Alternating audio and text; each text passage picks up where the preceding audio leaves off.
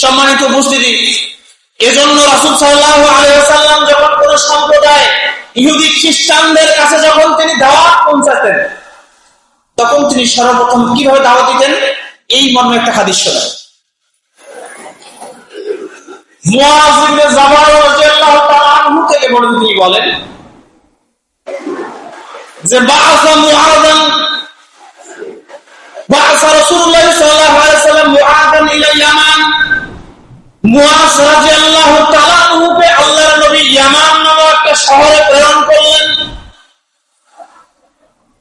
প্রেরণ করার সময় বলছেন, হে মুআয, ইন্নাকা লাতা'তি আলা কওমিন, তুমি এমন একটা সম্প্রদায়ের কাছে যাচ্ছ যারা ইহুদি, যারা খ্রিস্টান, যারা নাসারা, যারা কিন্তু মুসলমান নয়। সর্বপ্রথম থেকে কিভাবে দাওয়াত দিবে শোনো। ফাদউহুম, তাদেরকে সর্বপ্রথম যে দাওয়াতটা তুমি দিবে, তাদেরকে বলবে শাহাদাতি আল্লাহ ইলাহা ইল্লাল্লাহ, হে ইয়ামান শহরের মানুষ, তোমরা সাক্ষ্য দাও যে আল্লাহ ছাড়া সত্য কোনো মাবুদ নাই, আল্লাহ এক, তার কোনো শরীক নাই।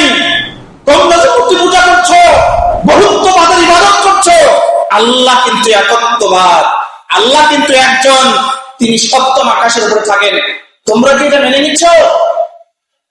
মুআয রাদিয়াল্লাহু তাআলা আনহুর কথা শুনে, তার কোরআন তেলাওয়াত শুনে ইয়ামানবাসী মুগ্ধ হয়ে বলছে, অবশ্যই আমরা মেনে নিলাম যে আল্লাহ সুবহানাহু ওয়া তাআলা একজন, আমরা বহুত্ববাদের ইবাদত ছেড়ে দিলাম।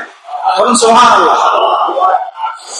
এরপরে মুআয বলছেন, আল্লাহ নবী বললেন, যদি তারা এটা মেনে নেয়, যদি তারা এটা মেনে নেয়, 2 নম্বর দাওয়াত তুমি দিবা, ইন্নাল্লাহা ক্বাদ ফারাজা আলাইকুম সালাতান ফি ইয়াওমিন ওয়া লাইলাতিন। শোনো মুআয, যদি তারা কালেমার সাক্ষ্য মেনে নেয়, এক আল্লাহর দাসত্ব মেনে নেয়, আমি মুহাম্মদ সাল্লাল্লাহু আলাইহি ওয়াসাল্লামকে নবী হিসেবে মেনে নেয়, 2 নম্বর দাওয়াত তুমি তাদেরকে দিবা, সেটা হলো তাদেরকে বলবা, হে ইয়ামান শহরের মানুষ, শোনো, নিশ্চয় আল্লাহ সুবহানাহু ওয়া তাআলা তোমাদেরকে দিনে এবং রাতে 5 ওয়াক্ত সালাত তোমাদের উপর ফরজ করেছেন। কয় ওয়াক্ত? 5 ওয়াক্ত সালাত। তোমরা কি এটা মেনে নিচ্ছ? হে মুআয, যদি তারা দিনে এবং রাতে 5 ওয়াক্ত সালাতকে মেনে নেয়, তাহলে 3 নম্বর দাওয়াত তুমি তাদেরকে দিবে।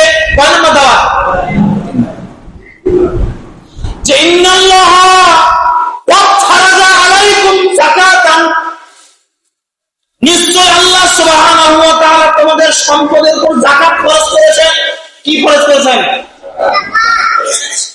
তুখাযু মিন আগনিয়াইহিম ওয়া তুরাদ্দু আলা ফুকারাইহিম, এই যাকাতটা তোমাদের ধনীদের থেকে নিয়ে তোমাদের গরিবদের মাঝে বন্টন করা হবে।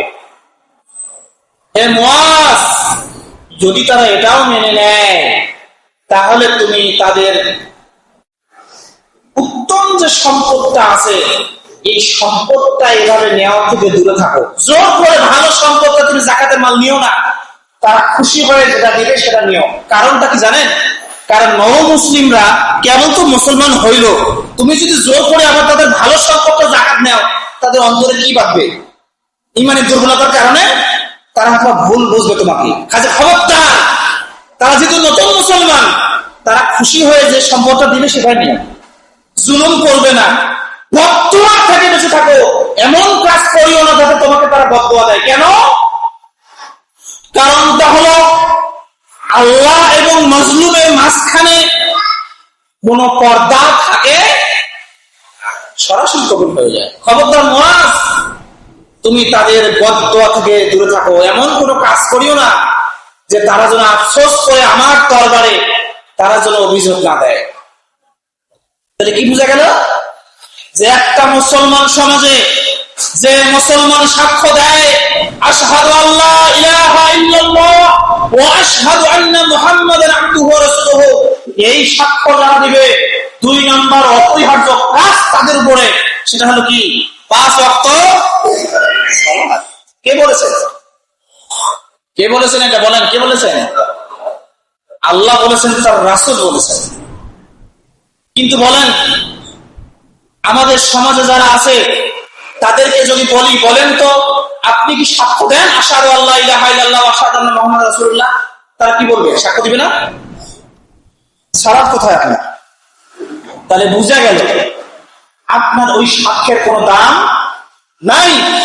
আপনি বিশ্বাস করুন, রাসূলের সাহাবায়ে কেরাম জোহরের সময় কালেমা পড়ে আসরের সময় বেনামাজ ছিলেন, একটা ইতিহাস কেউ দেখাতে পারে? কি বুঝলেন?